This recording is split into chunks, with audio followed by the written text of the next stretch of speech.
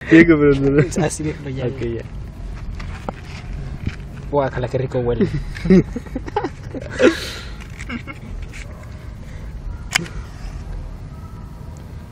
Ahí ¿Qué luego hará mi cuerpo etiqueta eso? enfócate con chetos. No, es que en serio, parece corcho. ¿Neta? Putas, no. Eso huele tan rico.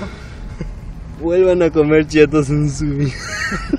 ¿Qué onda, verdad? No vas a dar con Ok, entonces si están perdidos en el bosque Y ahora- y chetos, tienen una fogata. No, neta.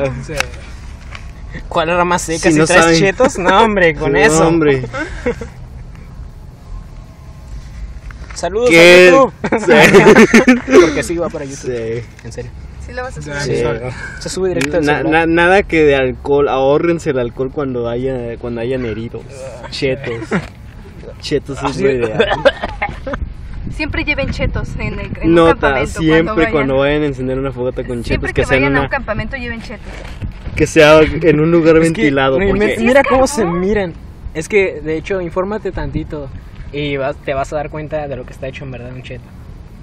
está como lo de las ¿De qué sabritas y el estará mito hecho? de que... Pero es de que no lo dice no la tiene envoltura. nada de que está maíz. hecho La envoltura no con lo grasa dice. de Sí, rata, que tiene güey. maíz o algo así. Creo que no tiene, de hecho, creo que no tienen nada de rata, pero sí tienen algo similar al plástico o petróleo. No sé Puta, qué sí tanto. huele como... más o bolsa. menos, sí. ¿Cómo huele? Huele La como a bolsa. Una bolsa plástica cuando la quemas. Y mira, Oye, no se eso paga, sí prende.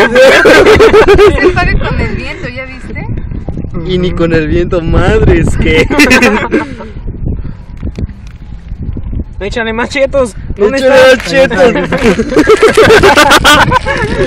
¡Échale Ay, qué los gracioso. chetos!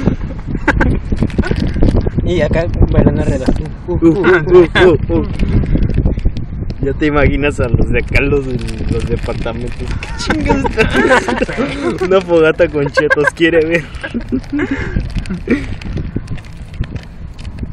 Sigan llevando chetos a las fiestas.